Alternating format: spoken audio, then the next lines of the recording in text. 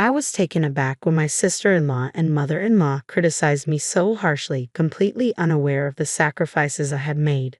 They had no idea that I was taking over my mother-in-law's debts, and their lack of gratitude stung deeply. As I packed my bags, preparing to leave, they began to understand the full extent of what I had been hiding, and their attitudes shifted. My name is Emma, and I'm 32 years old, juggling a demanding career in the city. During my student days, I was always nestled in the library, lost in my studies.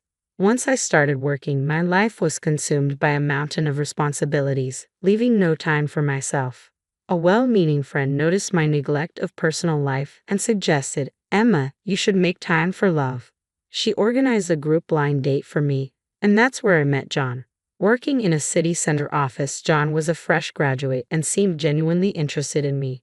Though I was nervous about dating again, his kindness and gentle encouragement helped us gradually open up to each other. Our feelings deepened quickly, and within a year, we decided to marry. It felt like a dream come true, a remarkable shift from my work-centric life. My friend, astonished by how fast things had progressed, remarked, "Wow, you're actually getting married." I replied with excitement, "Yes, it's amazing, isn't it? I'm so glad you set up that blind date. I truly appreciate it and can't wait for the wedding." With excitement and anticipation, I was about to step into a new chapter of my life. Our first step was to introduce each other to our families.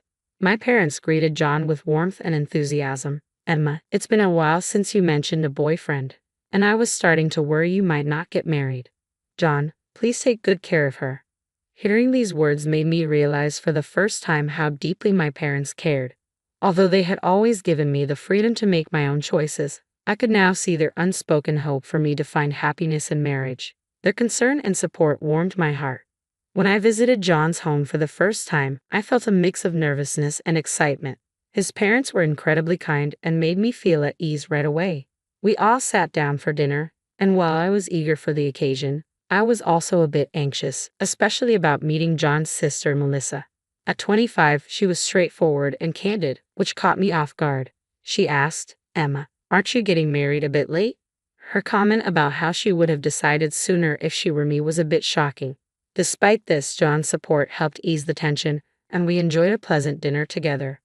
Planning our wedding was a joyful experience, and the ceremony itself was held at a location we both loved, surrounded by friends and family. The day was perfect, and our honeymoon was filled with fun and adventure. When we returned home, we embarked on our new life together, finding joy in everyday moments. Whether we were going on dates or watching movies at home, the freshness of our newlywed life made each day delightful. It had been about 2 years since our wedding when our serene life took a sudden and dramatic turn. We received the heartbreaking news that my father-in-law had passed away. Although I was aware of his health issues, his death came as a shock, arriving much sooner than we had anticipated. Both my husband and I were deeply affected by the loss, and my mother-in-law's grief was particularly profound, which was palpable to us. However, the situation took an even more surprising turn when we discovered that my mother-in-law was deeply in debt. It turned out she had been deceived by someone unscrupulous and had lost a significant amount of money. This revelation left us stunned. Despite the gravity of the situation, my husband, ever the compassionate soul, expressed his desire to help. We decided to use our joint savings to alleviate her debt as much as possible, feeling that it was essential to support her through this difficult time. To our surprise, my mother-in-law's response was somewhat unexpected. She asked if she could turn to John for help in the future if needed. My husband was taken aback and hesitated, unsure of how to respond. She assured us that she would find a way to manage her finances, though my husband remained concerned that it might involve gambling or other risky behaviors. We kept a vigilant eye on her, hoping she wouldn't find herself in more trouble. Amidst these challenges, my husband suddenly suffered an injury that required hospitalization. This unexpected turn of events added another layer of difficulty to our lives as we spent our days shuttling back and forth between the hospital and home to care for him. I hadn't noticed any changes in my mother-in-law's daily routine until one day, after my husband was discharged from the hospital, I decided to visit his parents' home. It had been a while since our last visit, and I immediately felt that something was different in the atmosphere. "Mom, it's been a long time," my husband greeted her with a warm smile. My mother-in-law responded, "John, it's good to see you. How are you feeling? Can you run again?" She smiled back, and as they exchanged pleasantries, my husband began to look through her bank book. To his astonishment, he saw that the funds we had set aside to help with her previous debts were nearly depleted. "What happened to the money in this bank book, Mother?" my husband asked, clearly taken aback. His mother-in-law offered a slightly sheepish smile and said, "Well, I went out for tea with some friends and ended up buying a few things I shouldn't have. It's been quite a mess." She laughed ruefully, clearly aware of the situation but unable to offer a better explanation.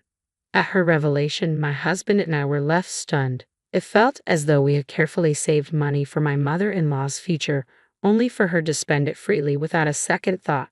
My husband couldn't hide his frustration. "Mom, you shouldn't spend money like this. Do you realize how much effort we put into saving for your future?" he said, clearly disheartened. Seeing her genuine remorse, we became even more concerned about her well-being. We suggested that she move in with us so we could better support her. Her face lit up with relief and happiness at the offer, and she agreed to leave her home and move into our apartment. Our new life together began, and my mother-in-law quickly adapted to her new surroundings. We enjoyed our time together, sharing meals and laughter around the table. She eagerly took on housework, which made daily life surprisingly smooth for us. Her cheerful attitude brought a new warmth and brightness to our home, making our days more joyful and fulfilling. I asked, "Mom, what would you like for lunch today?" She replied, I think I'd like yuan." "That sounds good," I said, noting her choice. Since I was working from home, I was in a position to keep an eye on how my mother-in-law managed her finances. With my husband and me covering her living expenses and my husband overseeing her account, we expected her spending to be under control. Despite this, we remained vigilant, concerned she might still mismanage the funds. Days turned into weeks, and before we knew it, 6 months had passed. One afternoon, while we were relaxing in the living room, the intercom buzzed. Curious about who it might be, I answered and was surprised to find my sister-in-law Melissa standing at the door. "Melissa, it's been a while. Is Mom around?" I asked, slightly taken aback by her direct question before even exchanging greetings. I invited her in and showed her to the living room. "Mom, it's good to see you," Melissa said as she entered. "Oh, Melissa, what a surprise. What brings you here?" my mother-in-law responded warmly. "I just wanted to catch up and see you," Melissa said. "I'm glad you're here. How are things?" "I'm doing well, thank you. John is here with me. Would you like to join us for lunch?" Melissa asked. "Of course, I'd love to," my mother-in-law replied with enthusiasm. Melissa must have taken my mother-in-law out to a restaurant or something similar, so we decided to wait at home. When they returned in the evening, we immediately noticed a change in their demeanor. Melissa confronted me with an unexpected accusation.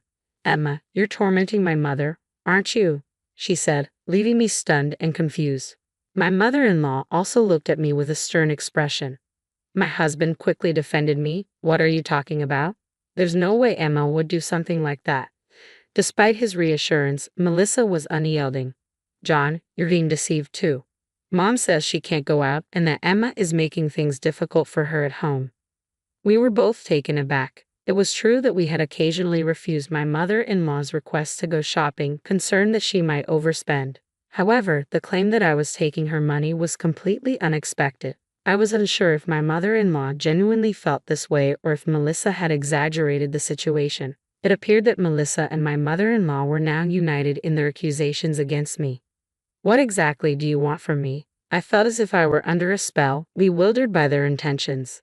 What could they possibly want to communicate? Just then, my sister-in-law made an unexpected demand. "I want you to leave our house." Her words hit me hard.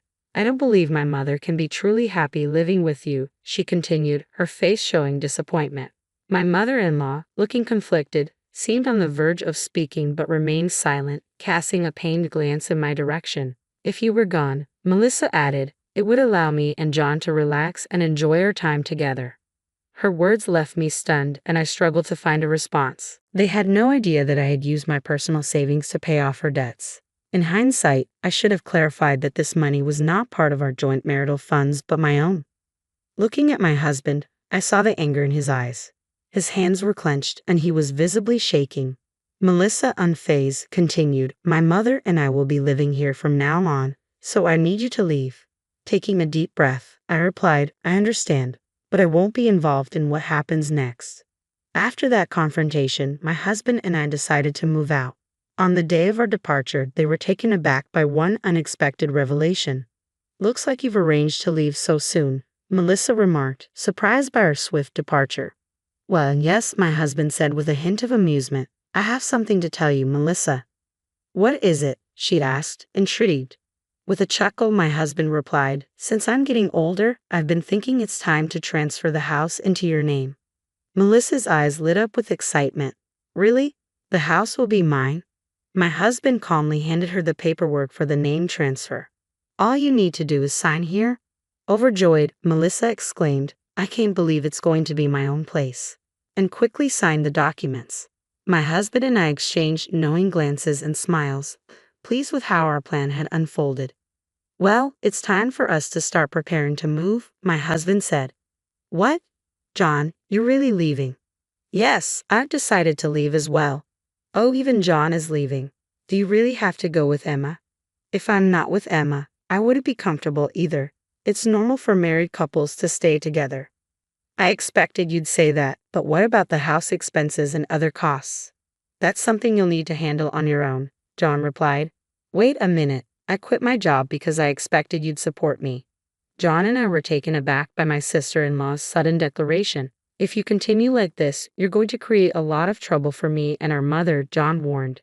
That's fine. If you can find a way to manage on your own, you have her mother's pension to help, and with a bit of saving, you should be able to get by, I said. Yes, and with my pension added in, it should work out. Since you're moving out, we'll need to be creative with our budgeting, my husband added. My sister-in-law looked slightly reassured by my mother-in-law's supportive words. It's my new home now. If I save a bit, I should be able to make it work. John and I exchanged knowing smiles, amused by her optimism, unaware that the property was a rental.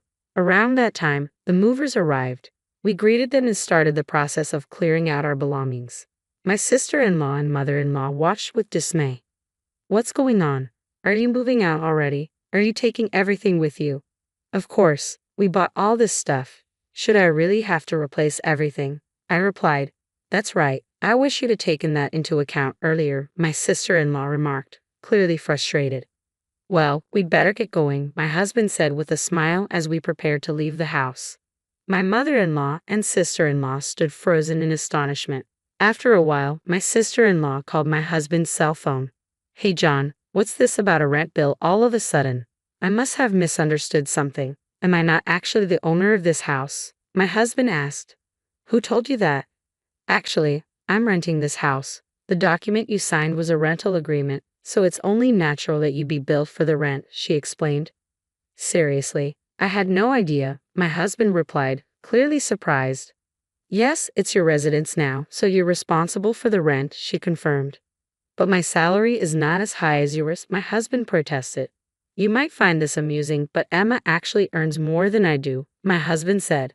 Really? It's true. She's been working hard at a well-paying remote job, which is why we've been able to live so comfortably in that apartment, he added. My sister-in-law was taken aback and fell silent. Then I heard my mother-in-law's anxious voice. We're so sorry, she said, her tone filled with regret. I truly apologize. Could you please reconsider and come back? My husband replied with gentle firmness. Thank you, mother, but it's difficult for me to come back given how you've treated Emma. She is my priority.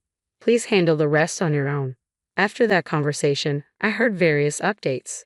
My sister-in-law and mother-in-law had struggled with rent payments and were forced to find a new apartment. They ended up in a small place barely large enough for the two of them. Reports indicated that they were facing financial difficulties and frequent arguments, with additional stress coming from nosy neighbors. Meanwhile, John and I have settled into our new home, enjoying a fresh start. Our days are filled with joy and contentment.